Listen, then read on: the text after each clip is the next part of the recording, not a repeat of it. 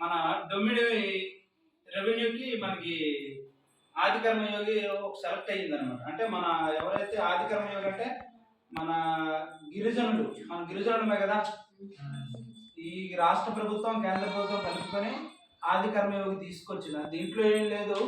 అంటే మన తాలూకు అవసరాలు మనకి ముఖ్యంగా విద్య, అంటే మనకి ఆరోగ్యం బాగుండాలంటే ఆ ఇల్లులోనే మనం అంటే మనం లెట్రిన్ అనేది కట్టుకోవాలి తప్పకుండా. అది కట్టుకుంటాం, ఎప్పుడు కట్టుకుంటామో మన ఆరోగ్యాలు బాగుంటాయి. అలాగే రవాణా సదుపాయం కావాలి మనకి, అవునా లేదా?